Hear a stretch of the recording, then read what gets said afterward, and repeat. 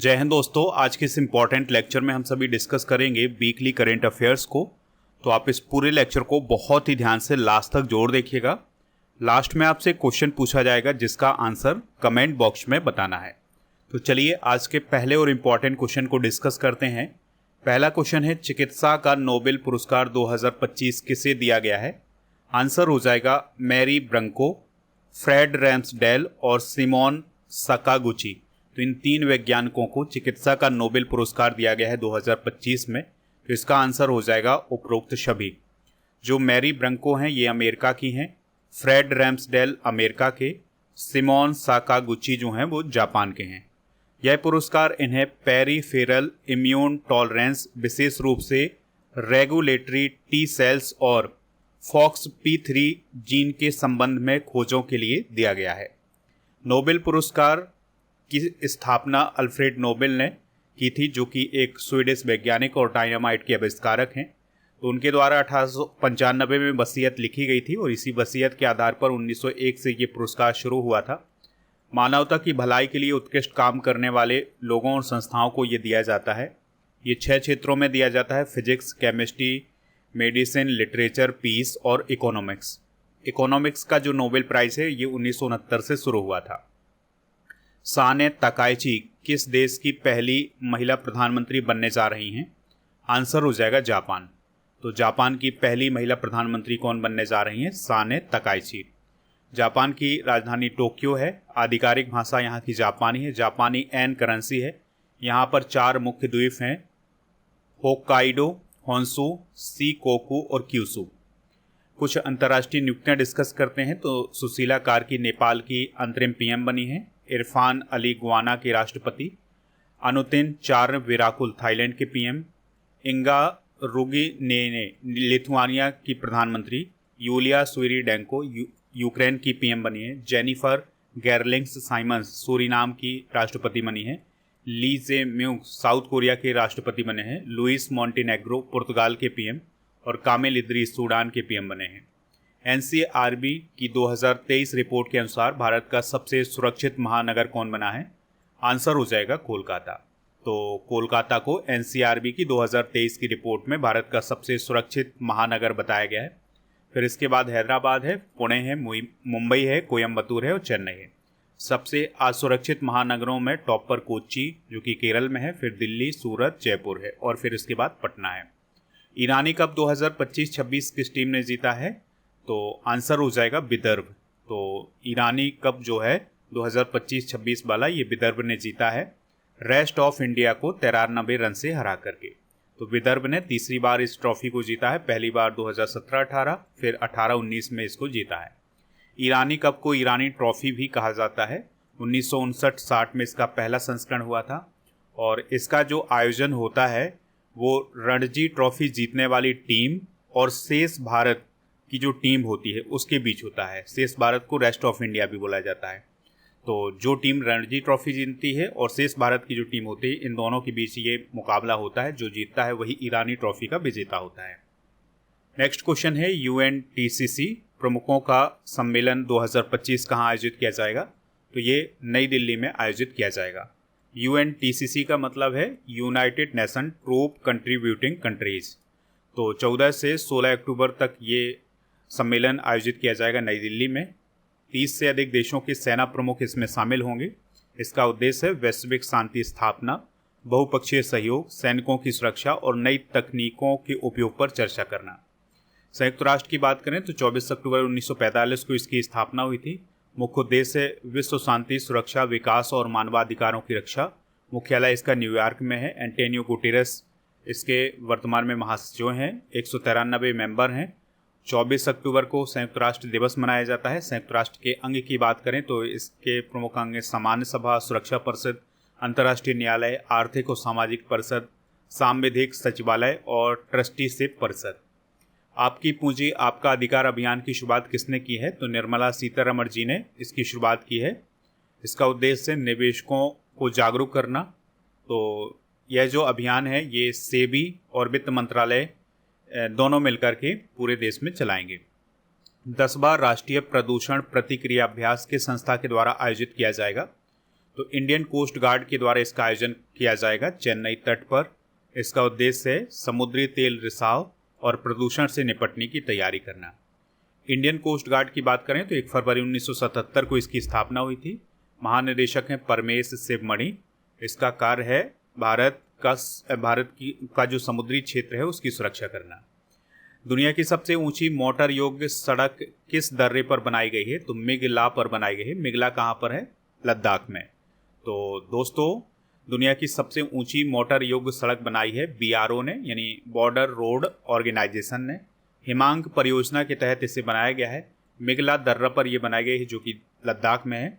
इसकी ऊंचाई समुद्र तल से 19,400 फीट है, यानी 5,913 मीटर है। भारत चाइना सीमा के पास जो फुक्चे गांव हैं वहां तक पहुंच आसान हो जाएगी इस रोड के माध्यम से। BRO की बात करें तो 7 मई 1960 को इसकी स्थापना हुई थी। नई दिल्ली में हेडक्वार्टर है। महानिदेशक हैं रघु श्रीनिवासन। उद्देश्य है सीमावर्ती क्षेत्रों में सड़क का निर्माण करना, सामरिक संपर्क और विकास कार्य करना। भारत का नया वनडे कप्तान किसे बनाया गया है? तो शुभमन गिल जो हैं वो भारत के वनडे कप्तान बन गए हैं, यानी क्रिकेट में जो वनडे के कप्तान है वो शुभमन गिल बन गए हैं। इससे पहले रोहित शर्मा थे। और शुभमन गिल की बात करें तो ये टेस्ट के भी कप्तान हैं। T20 के कौन है दोस्तों? सूर्य कुमार यादव हैं, वो आपको याद होगा। अगला क्वेश्चन है, इंग्लैंड के कैंटरबरी चर्च में पहली महिला आर्क बिशप कौन बनी है? तो उनका नाम है सारा मुल्लाली। तो डैम सारा मुल्लाली को इंग्लैंड के कैंटरबरी चर्च में पहली महिला आर्क बिशप नियुक्त किया गया है। और यह पद इंग्लैंड के चर्च में सबसे ऊंचे धार्मिक पदों में से एक माना जाता है। अब तक इस पद पर केवल पुरुष नियुक्त होते रहे हैं, लेकिन पहली बार ऐसा हुआ है कि जब किसी महिला को आर्क बिशप नियुक्त किया गया है कैंटरबरी चर्च में। ऑस्ट्रेलिया ने अल्जाइमर के इलाज के लिए किस दवा को मंजूरी दी है? आंसर हो जाएगा लेकेनमैब। तो लेकेनमैब नाम की दवा को मंजूरी दी गई है ऑस्ट्रेलिया के द्वारा। और किस रोग के लिए? अल्जाइमर रोग के लिए। तो ये दवा अल्जाइमर को पूरी तरह तो ठीक नहीं करती है, लेकिन सोचने समझने की क्षमता को लंबे समय तक बनाए रखने में सहायता करती है। अच्छा, अल्जाइमर की अगर हम बात करें तो यह कैसी बीमारी होती है? तो ये भूलने की बीमारी होती है। लोग भूल जाते हैं, चीज़ों को भूलने लगते हैं, तो इसे अल्जाइमर बोला जाता है। यह रोग क्यों होता है? क्योंकि जो मस्तिष्क की कोशिकाएं हैं वो धीरे धीरे जो हैं, मस्तिष्क जो है वो सिकुड़ना लगता है, उसकी जो कोशिकाएं हैं वो काम करना बंद कर देती हैं। इसके कारण ये रोग होता है। भारत ने विश्व पैरा एथलेटिक्स चैंपियनशिप 2025 में कुल कितने मेडल जीते हैं? तो 22 मेडल जीते हैं। और ये प्रतियोगिता अभी हाल ही में दिल्ली में आयोजित की गई थी।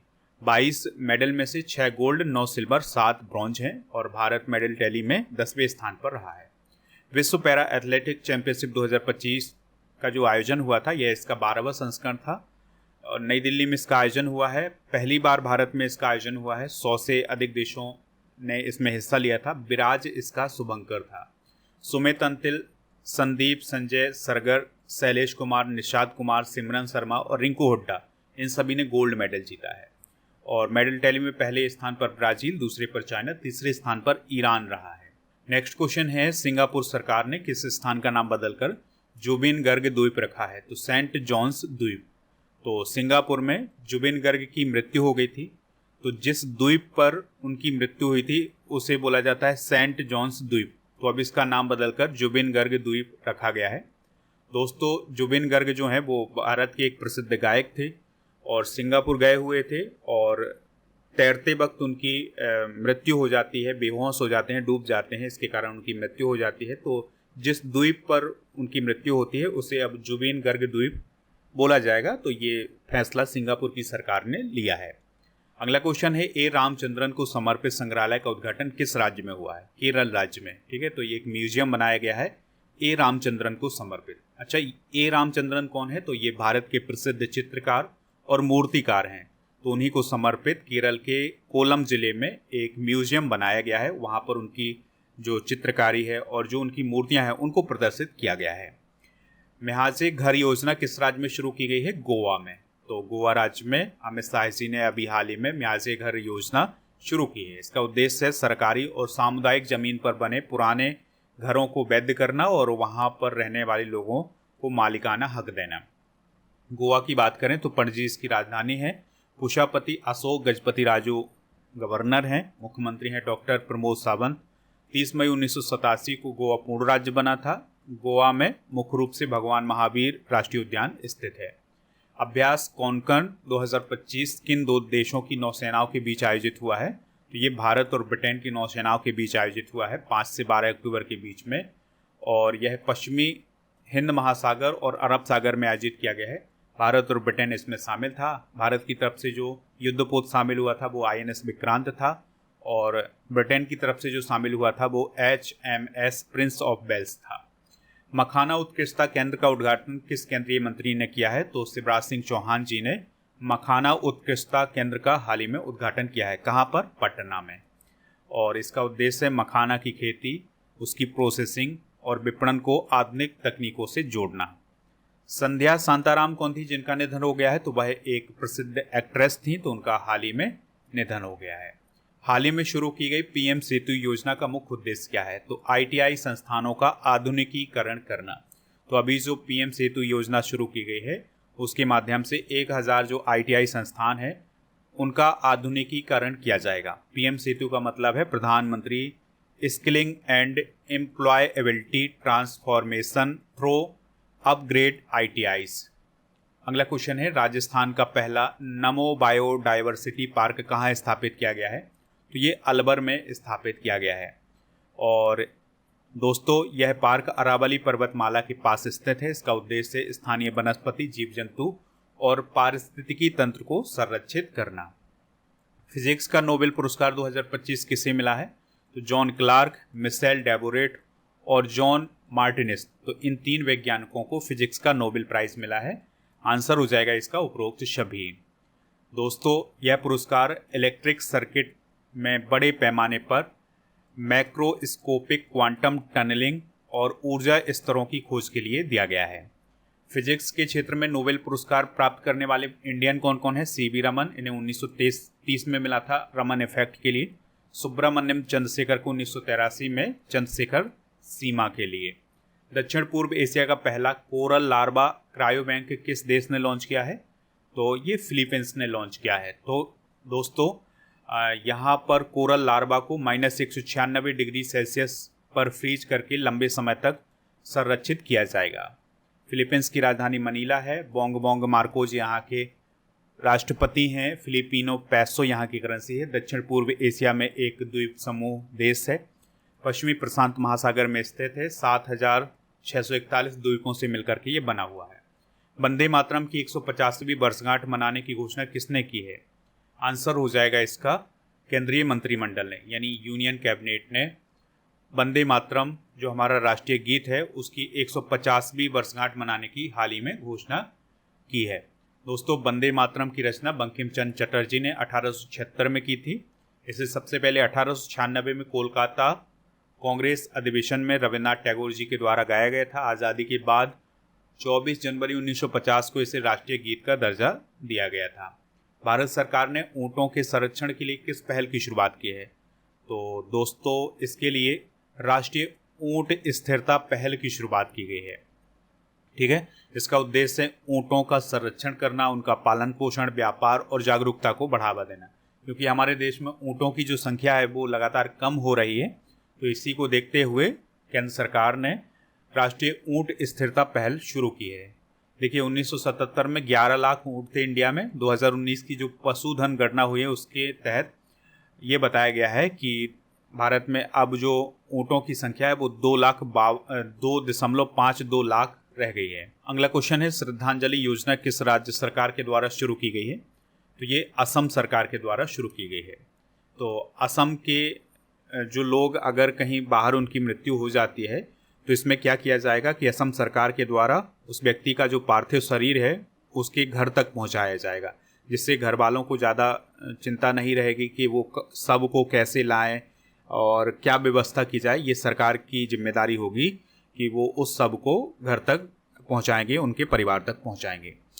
अगला क्वेश्चन है, मेरा हो चोंगबा पर्व किस राज्य में मनाया गया है? तो ये मणिपुर राज्य में मनाया गया है। कहाँ पर दोस्तों? मणिपुर राज्य में।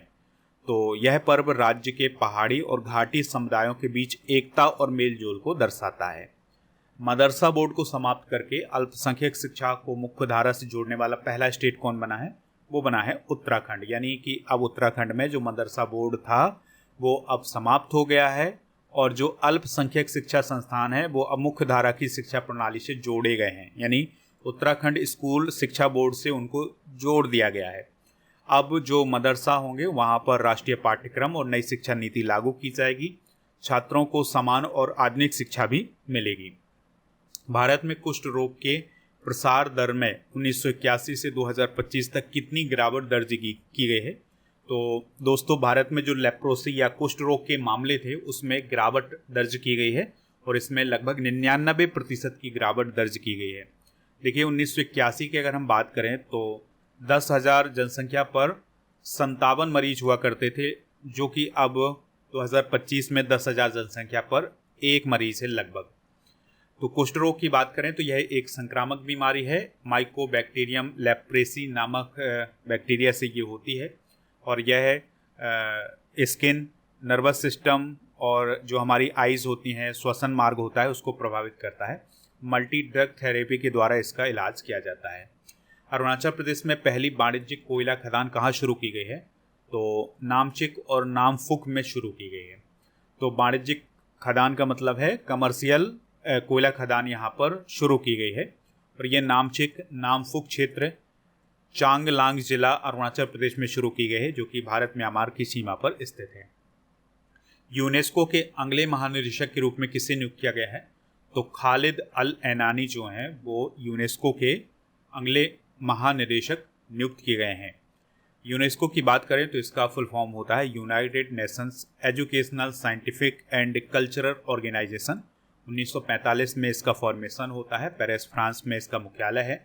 इसका उद्देश्य है शिक्षा, विज्ञान, संस्कृति और विश्व धरोहरों का संरक्षण करना। नेक्स्ट क्वेश्चन है, सीएट क्रिकेट रेटिंग अवार्ड 2025 में लाइफ टाइम अचीवमेंट पुरस्कार किसे दिया गया है? आंसर हो जाएगा ब्रायन लारा और BS चंद्रशेखर को। तो इस क्वेश्चन का राइट आंसर हो जाएगा ऑप्शन नंबर सी, यानी B और C दोनों। तो अभी सीएट क्रिकेट रेटिंग अवार्ड 2025 प्रदान किए गए हैं। तो इसमें लाइफ टाइम अचीवमेंट पुरस्कार भारत के क्रिकेटर BS चंद्रशेखर और वेस्ट इंडीज़ के क्रिकेटर ब्रायन लारा को दिया गया है।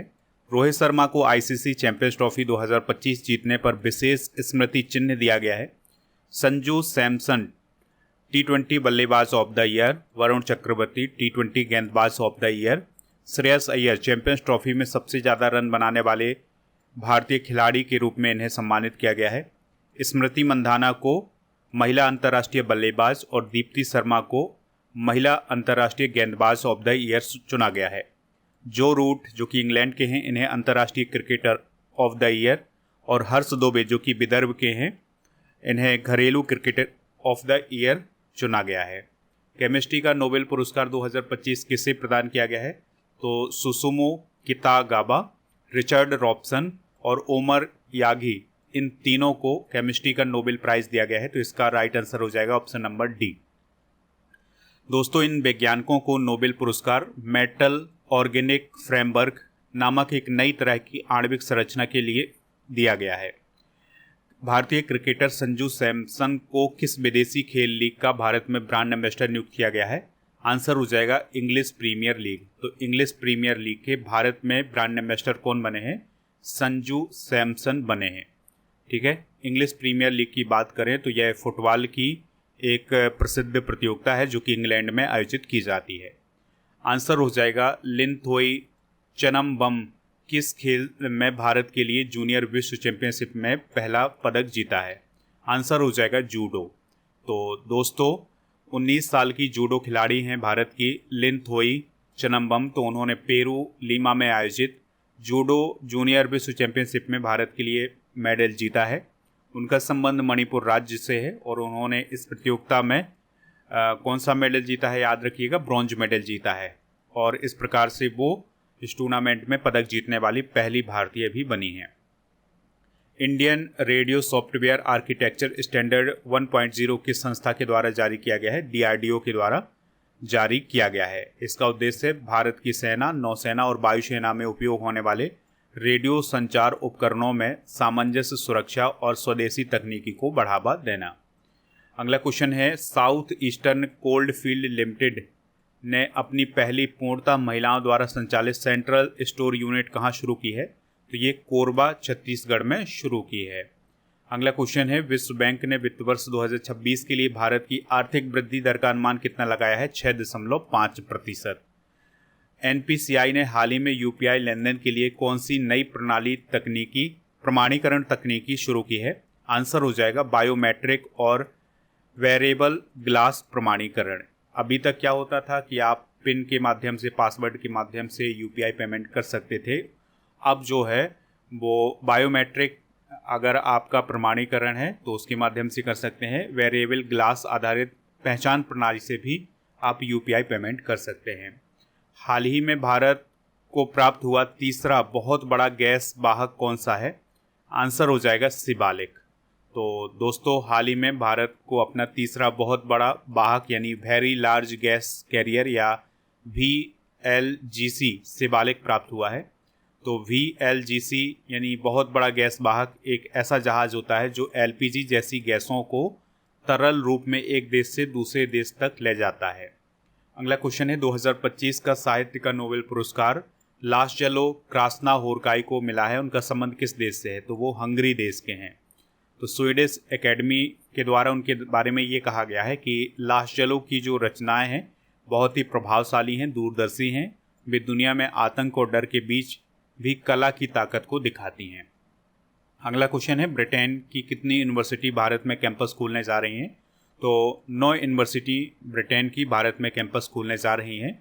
तो अभी जो यूके के पीएम थे कीर स्टारमर, वो भारत की यात्रा पर आए थे। तो इसी दौरान ये घोषणा की गई है कि यूके की 9 यूनिवर्सिटी भारत में अपना कैंपस खोलेंगी। इसके अलावा भारत और ब्रिटेन ने क्रिटिकल मिनरल्स पर सहयोग के लिए एक सप्लाई चेन ऑब्जर्वेटरी स्थापित करने का फैसला किया है।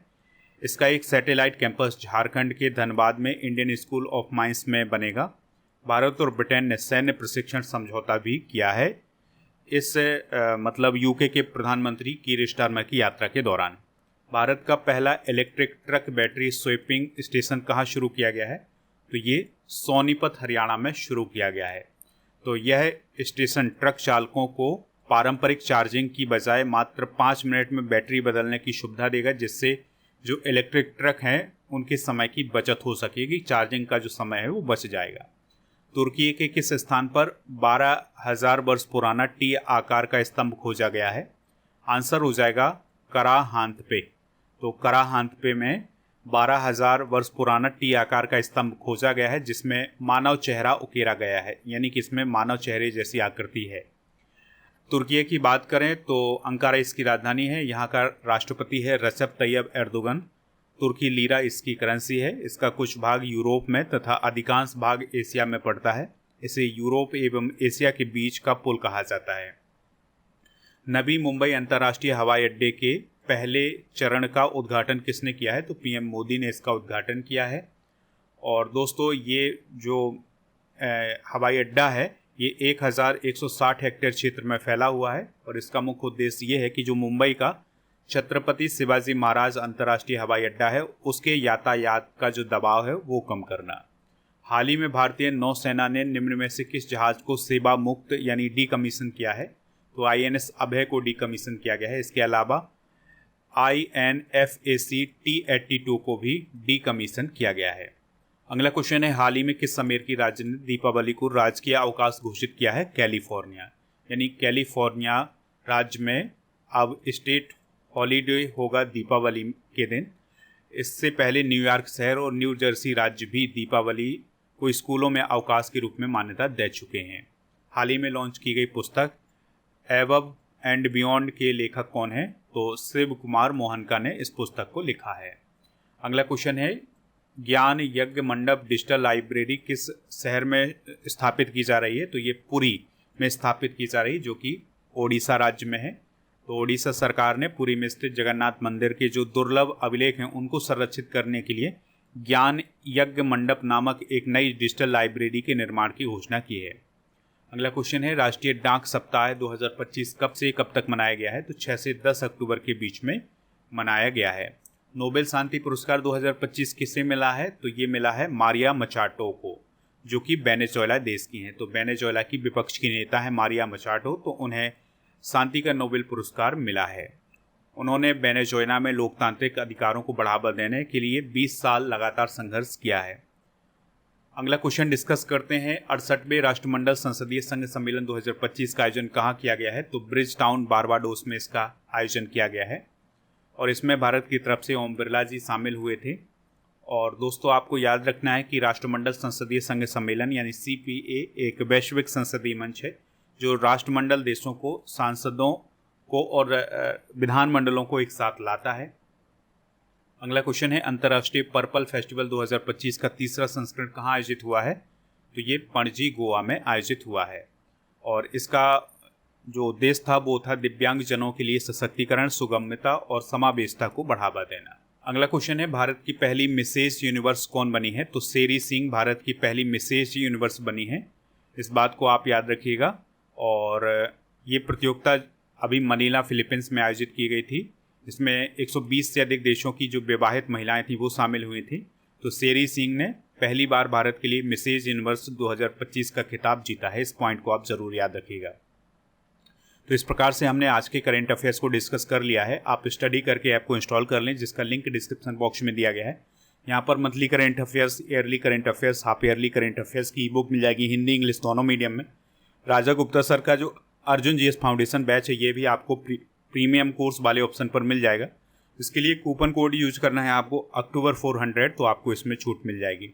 MP पुलिस कांस्टेबल भर्ती आई है, तो इसके लिए भी बैच लॉन्च किया गया है, तो इसको ज्वाइन कर लें। GK GS foundation complete online batch आपको ऐप पर मिल जाएगा, तो इसको भी आप प्राप्त कर सकते हैं। आज आपके लिए 3 क्वेश्चन है, GK के क्वेश्चन है, इनका आंसर आप कमेंट बॉक्स में बताएं। सूरत शहर किस नदी के तट पर स्थित है? भारत का पहला राष्ट्रीय उद्यान कौन सा है? और UNO की स्थापना कब हुई थी? तो इन तीनों प्रश्नों का आंसर आप कमेंट बॉक्स में जरूर दें और ऐप को जरूर इंस्टॉल करें। लिंक डिस्क्रिप्शन बॉक्स में दिया गया है। अच्छा, टेलीग्राम चैनल को ज्वाइन कर लें, जिसका नाम स्टडी कर ऑफिशियल है। और ऐप पर आपको 1000 स्टैटिक GK की PDF, 1000 topic wise current affairs की PDF भी आपको मिल जाएगी। टेस्ट पास वाले ऑप्शन पर डेली करंट अफेयर्स का टेस्ट मिल जाएगा। और दोस्तों, आपको इस ऑप्शन पर 4000 से अधिक टेस्ट मिलेंगे 1 साल की वैलिडिटी के साथ।